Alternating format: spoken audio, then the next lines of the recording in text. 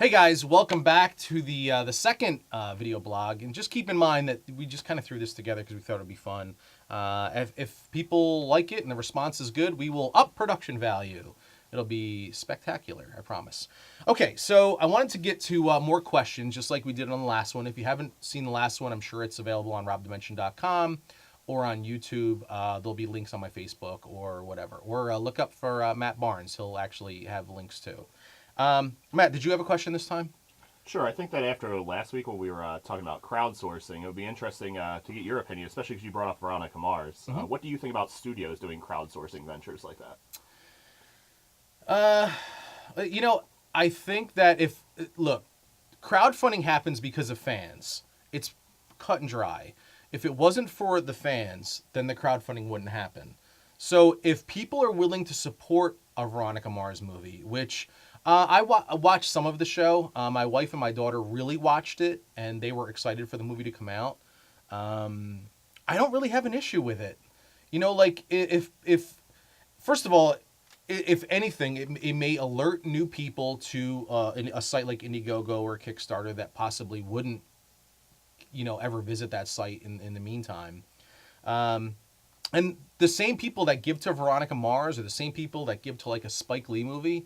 They're not going to be interested in my movie. It's just, it's the truth. So And you're saying you draw from different audiences. Spike Lee and myself, probably.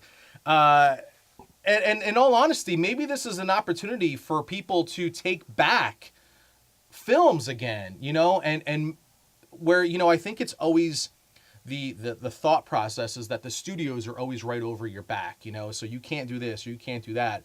Well, if we go to the people and the people respond and the people, if we have a budget set in mind and the people are able to give us the budget that we're asking for, then we don't need the studio's approval. Then we can go ahead and make it. So, hey, I'm all for it. I like, for instance, how many people would want to see like a crowdfunded Star Wars movies? The budget would be enormous, but if we could raise enough money, it wouldn't matter. And now my concern is like, is J.J. Abrams going to have, all these suits over his back? You can't do this, you can't do that, or you have to do this, have to do that. So if we can take it back, more power to it. Good question, Matt. All right, so the next question is from Chad. You are awake at 2 a.m., you're hungry. What's your choice of snack? I've been trying to drop weight for the new movie. I've dropped like 25 pounds. I think the only weight that I really carry right now is in my beard, which is, again, for the movie, so typically I wouldn't look this ragged. People said I look homeless. I'm not sure about that. My favorite snack right now, it's close to Easter, and Cadbury makes these little eggs. Holy mackerel, man. They're such rich chocolate, but because I've eaten them for years, I've actually built up like this ability to eat a lot. Originally, I could only eat like 4, but now I can eat like almost an entire bag. So that would probably be my snack of choice. And then the bonus question was White Castle or Sonic? The answer to that is neither. I am not a White Castle guy, and Sonic I went to once and just wasn't a fan.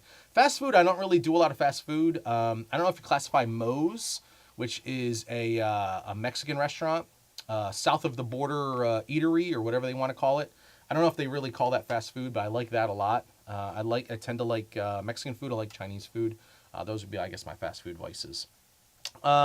Zach for Zombies writes, what do you see is the best and worst way to promote an indie film, and what advice do you have for those on the convention circuit? Wow. Well, I think the social media is so important. You have to utilize social media to your best ability. And a lot of people ask me about fan pages. I'm not really a big fan of fan pages. And the reason being is that when you first originally start your fan page, you see that everyone, likes everything that they're seeing because so many people are seeing it. And then as time goes on, your fan page actually, less people see it as time goes on because Facebook, in reality, is a business. So that when if you spend money for them to splash your page everywhere, which then at the same time, are you really reaching the people that you want to reach? It's kind of like just a spam marketing scheme. I don't really think that that's the way to go. I think that when people can see your passion, it's really the benefit. I think that if you shoot a fake trailer, just like Hobo with a Shotgun's a good example, where they start off with a trailer, and the next thing you know, it's a film. I think that's a really good example. I think that get yourself professional business cards. Especially if your business cards can be two-sided.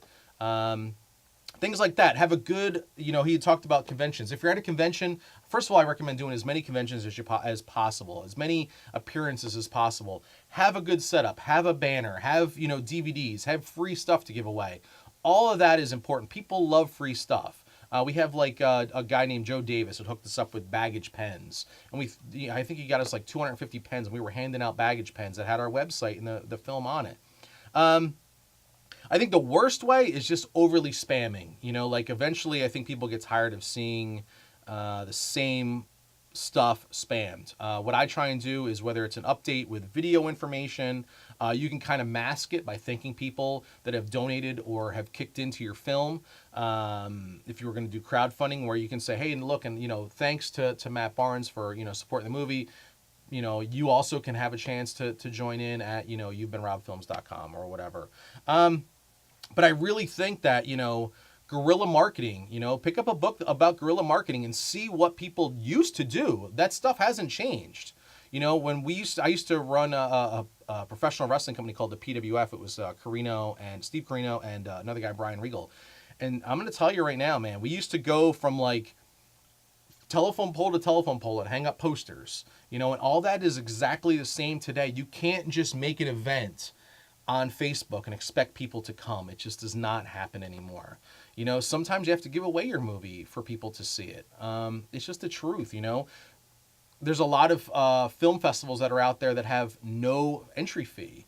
Submit. We've even horror conventions. Baggage just played this past weekend at Horror Hounds. It's going to play at Days of the Dead in Atlanta in June. It's played at Monster Mania. It's played in Texas. It's played in Chicago. It's played all over the place. And, it's even played locally. I found a few places locally, like the Phoenixville Theater is actually played at the Colonial. And a few other places locally. A place up in Allentown just played it not too long ago in a real theater. It was awesome. It's always cool.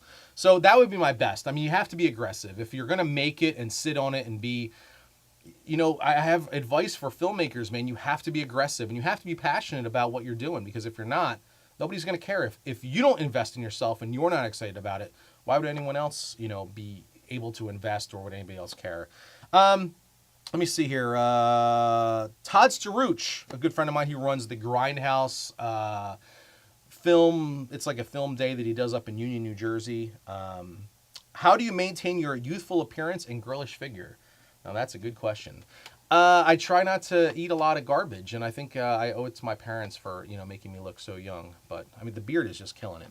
And then the last question I had for today was actually asked by Steve Carino, and I appreciate him asking a question. I'm here looking at my phone. He said, what type of legacy would you like to leave on the independent film scene?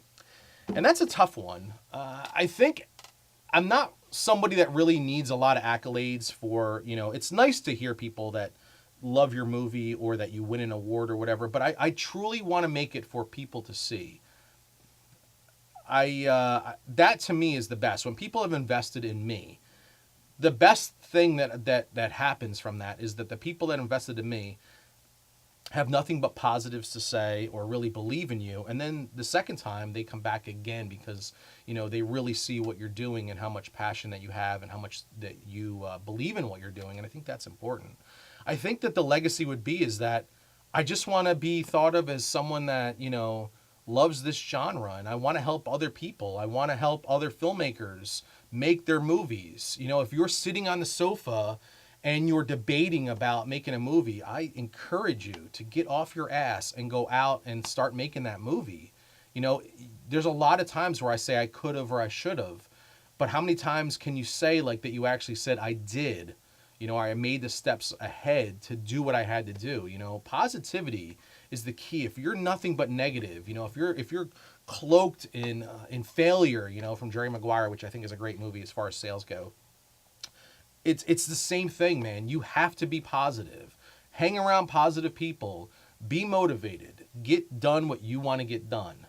And that's going to wrap it up for this week. But I encourage people, submit your questions. Look me up on Twitter at RobDimension. You can follow me online at robdimension.com or at you'vebeenrobfilms.com. And we'll see you next time.